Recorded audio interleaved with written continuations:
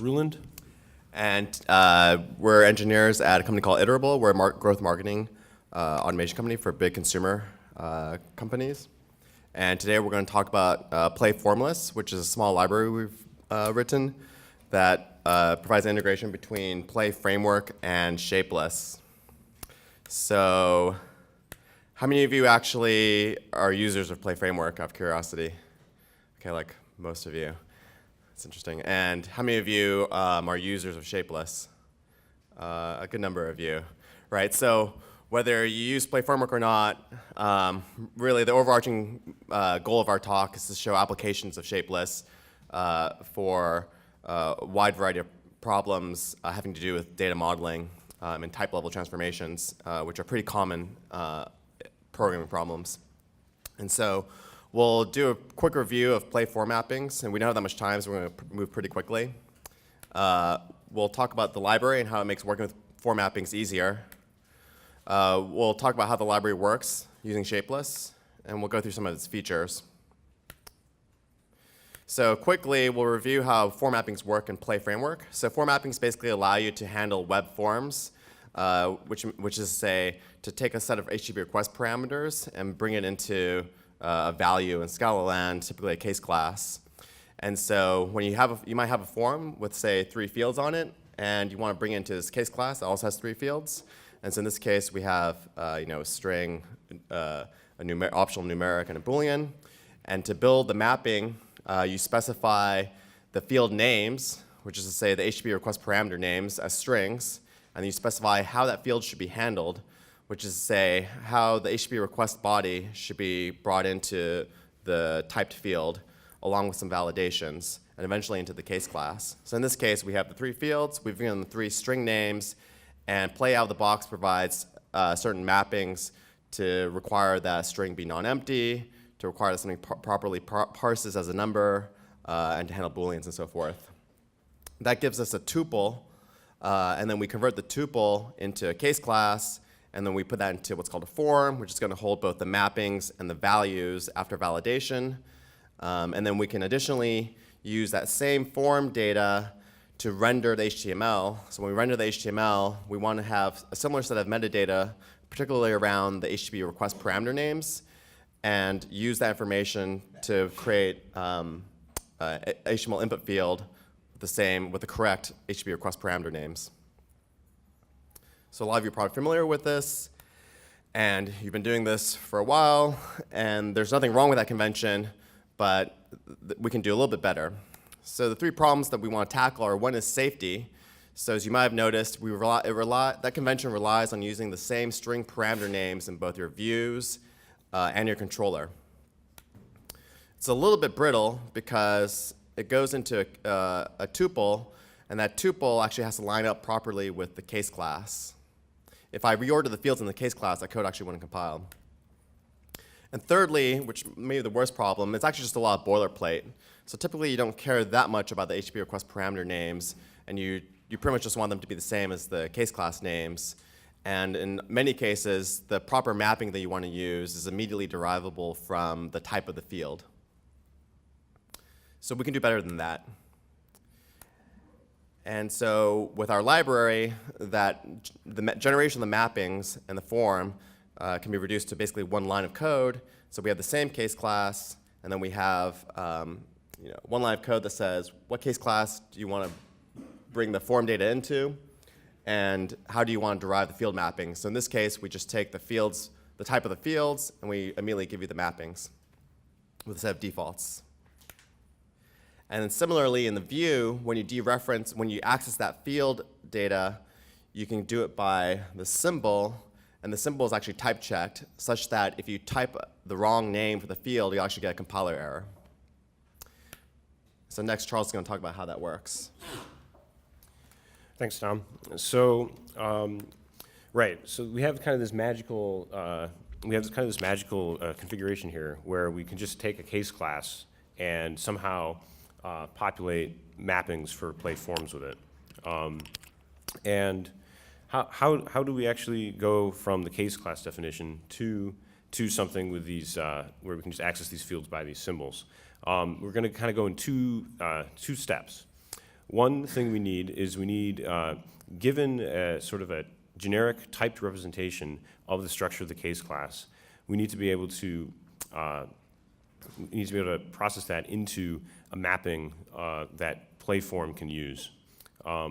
Then we also need to derive that generic representation with the mappings for each of the fields. So I'm going to cover the first part that I mentioned, and Tom's going to cover the second. So to get started, we need to start with the fundamental data structure in Shapeless, which is H-lists. So for those of you who haven't seen it, H-lists are kind of like regular Scala lists. Like here's a value of one, for example. But if you notice, we have different types in each of the elements of the list. And normal lists, this would probably be typed as list of any. But in Shapeless, with H-lists, each of the elements has its own type. And so the type of the whole thing, given in orange here, is actually itself kind of a list. So this is all at the type level. And this allows us to keep track of the type of each of the fields of the list as we use it in our program. Another thing we're going to need are singleton-type literals. So what this is here's a literal value of 42. That's a value level. At the type level, Shapeless allows us to sort of have a unique type representing that value. And we can do this with any type of literal, strings, booleans, and also symbols, which are a little more obscure, but they're kind of like a special kind of string. And the symbol case is actually going to be especially important for what comes next. So we're going to use symbols, singleton-type symbols, along with H-lists to construct a generic representation of the structure of our case class. So here's just a field example. So for a single field of the case class, we can use a symbol to represent the name of the field. And then we have this fancy arrow to the value of the field, in this case, my account.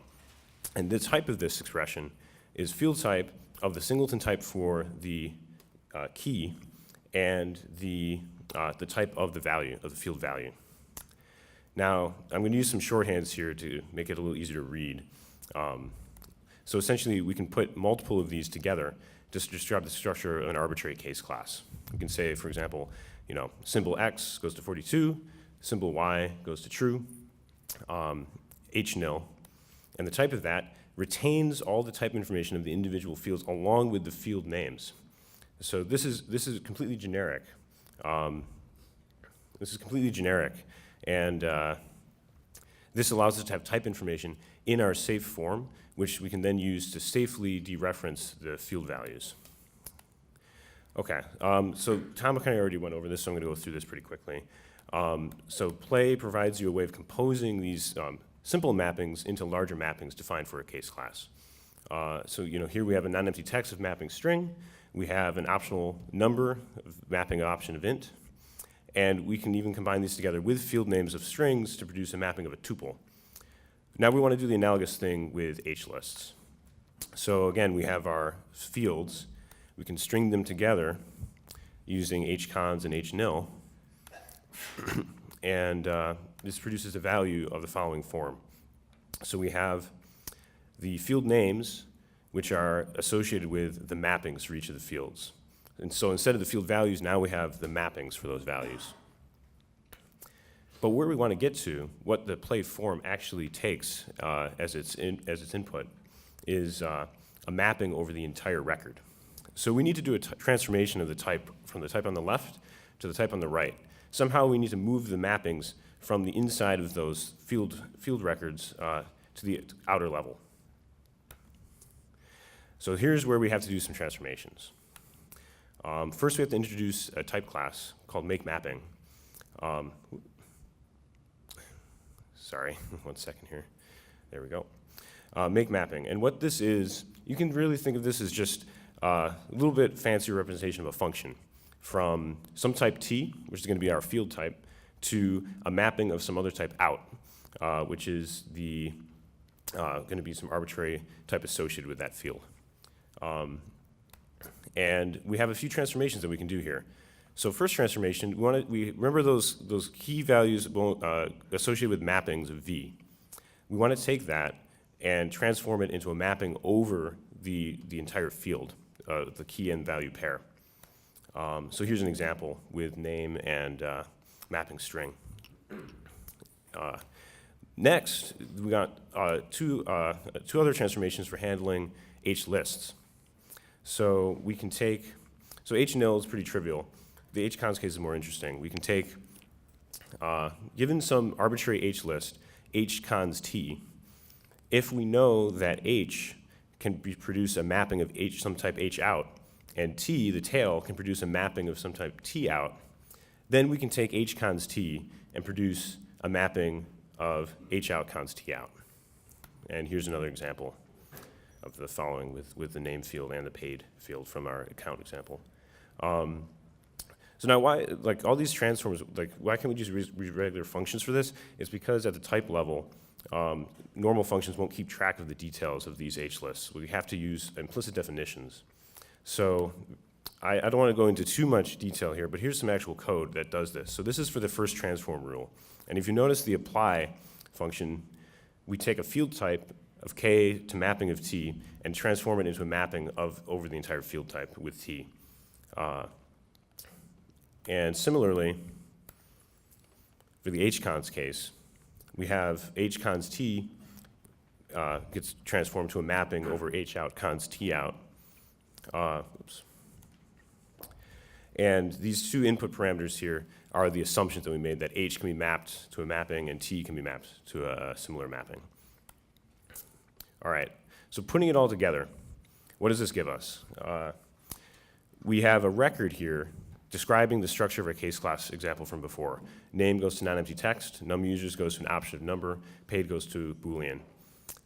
Now we can use our SafeForm class, specifying the account case class, and providing that mappings record. And then this definition integrates the two. So, all right, we have four implicit parameters here. The first one takes our case class type T, which is account, and associates it with some L. L is going to be the record type of the case class, the generic shapeless representation as an HList with the field names.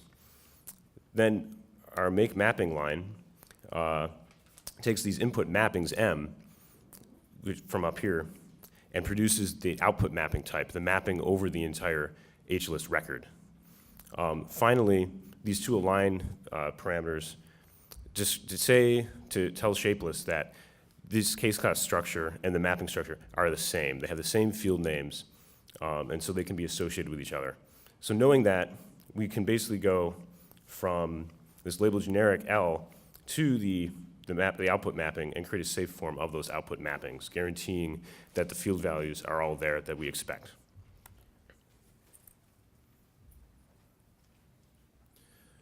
Okay, so Charles described how we handle mappings that are provided explicitly by the developer. But in many cases, the mappings can be derived immediately from the types of the fields in the case class. And so those are those are created automatically by what we call defaults. And so this is the syntax that we want to get to. So basically, you can just specify your case class, and then you can specify a bundle of defaults, which is passed through as an object. And so this is how that works. So the defaults themselves are specified as what Shapeless calls a polymorphic function value, which is a special kind of function that can basically switch off the type of the input. And so these functions are provided as basically bundles of implicits that are named and bundled into an object. And so in this case, we have implicits that handle each type as a separate case. And for each type, say int, Boolean, or optional, we map to the appropriate mapping. And then we can bundle those together into this object, which has all the implicits and which handle all the different cases for all the different types, including string. And then we can take that object as a value and pass it into our withDefaults method. And the withDefaults method accepts the defaults as this higher order function. And then as before, these implicits, LabelledGeneric carries the case class into his record representation L. Then we have a helper type class called mapValuesNull, which will take the higher order function, which accepts types like string and int, and converts them and provides mapping instances, so non-empty text and so forth. And it's called mapValues, by way of analogy to ordinary maps and that map values function, which takes a function and applies it over the values and returns you the map again. So map values type class will map the function over the values of the record and give you a new record with the same keys, but instead of k to v, it gives you k to mapping v, which is a result of applying the defaults function over the values. Now we effectively have an explicit set of mappings again, and so we can proceed as before and apply our make mapping type class and align to bring the explicit set of mappings into a mapping for the case class. Additionally, you can supply both defaults and explicit mappings together, and we basically just combine the two approaches into this very simple function, which is only one line of code if you exclude all the implicits. So the gist of this, we won't go too much into it, but basically you take the explicit mappings that are provided, take the generic representation of the case class, remove out the mappings that were provided, apply the polymorphic function over the remaining fields, then recombine the explicit mappings with the mappings that came from the defaults, then recreate the mappings for the entire record, then again as before, bring it back into the case class. Boom.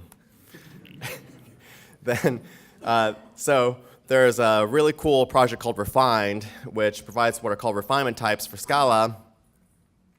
And these refinement types allow you to express a type level additional constraints over the simple types. So instead of just merely string and int and Boolean, you can have, well, Boolean's not a good example, but you can have string and require that the string be non-empty. You can have an int and require that the int be positive. You can have a string and require it to match a regex and so forth. And you can express these constraints at type level. And so Play Framework has an out-of-the-box sort of DSL at value level to express validations and constraints, additional validation constraints that should apply over your form fields. So like, a field should be a phone number or whatnot. And, but those are not expressed in the types. But with Refine, we can express a similar set of constraints at type level. And then we can use that type level information to generate appropriate mappings that also have the same constraints applied at value level, and we can generate those mappings automatically just based on the types. So we won't go too much into how that works, but basically it uses the same defaults machinery, but we additionally provide defaults for all of the refined types as well as all the symbol types. And so we simply provide additional implicit instances for all the simple types with their refinements.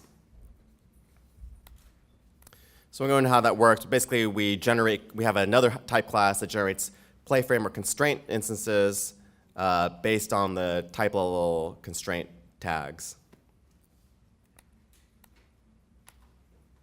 We won't go into this. You don't need to specify records. You can also specify named arguments through some additional shapeless magic.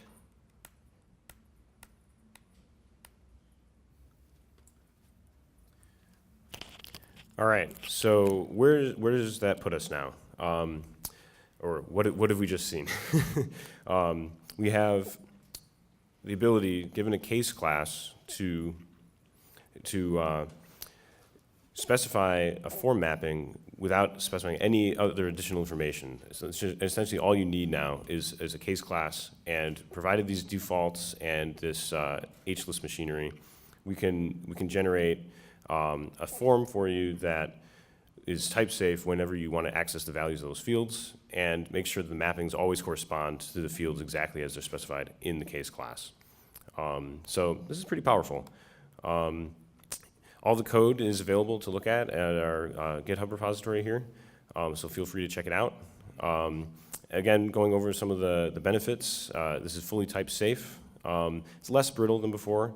Like you don't have to worry so much about lining up those case class fields. And it pretty much eliminates boilerplate as long as you use our default mappings. There's no need to associate the string field name with the mapping name anymore. or the mapping value anymore. But of course, there are always downsides with Shapeless. So definitely tooling support is a little bit lacking. IntelliJ will oftentimes give you some red squigglies in the editor. Refactoring can be a little tricky because we use symbols to access the fields. So if you change the name of a case class field, that symbol won't be updated along with it.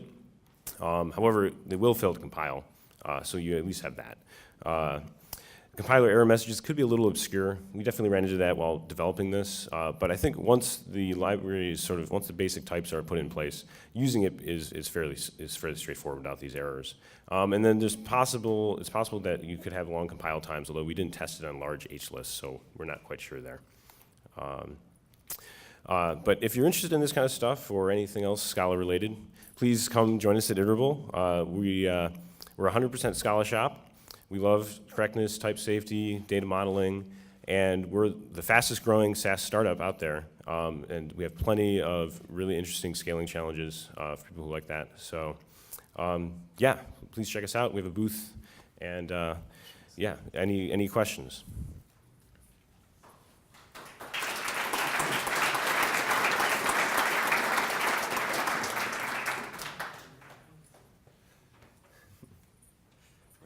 Sure.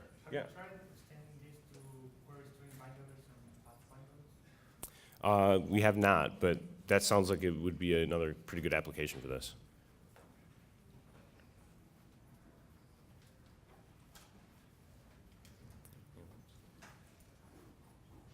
All right. Cool. Oh. Do you see like a performance issue if you had high throughput form validations going on or anything like that? A performance issue with the form validation at runtime. Yeah, it shouldn't be because we the actual result that we produce is just another like instance of Play's form. We have a very simple wrapper around Play's form. It essentially just delegates immediately to the form type itself. So there should be negligible overhead. Most of this complexity that you see here with the Shapeless is done at compile time.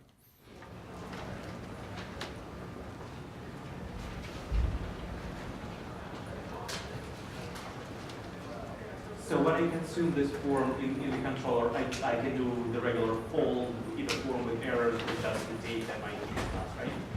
Yeah, so we provided the same API on SafeForm, and it just delegates to private hidden form as unsafe.